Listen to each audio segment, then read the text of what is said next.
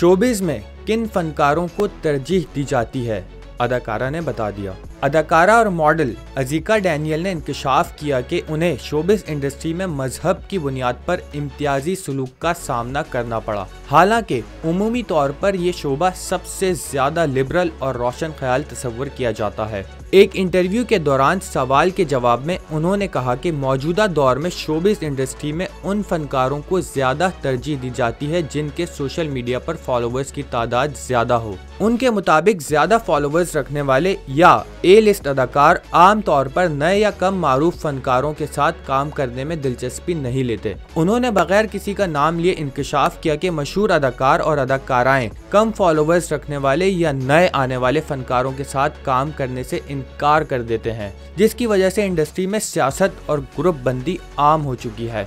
अज़ीका के मुताबिक उन्हें मुतअद्दिद मौक़े पर शूटिंग के दौरान सीनियर अदाकारों की जानिब से दर्जनों अफराद के सामने मजहब की बुनियाद पर इम्तियाजी सलूक का सामना करना पड़ा, ताहम वो खामोश रहने को बेहतर समझती हैं।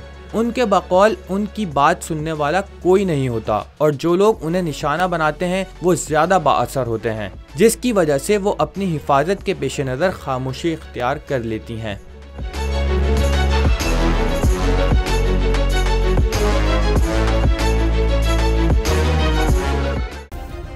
सब्सक्राइब करें और बेल दबाएं ताकि कोई खबर रह न जाए।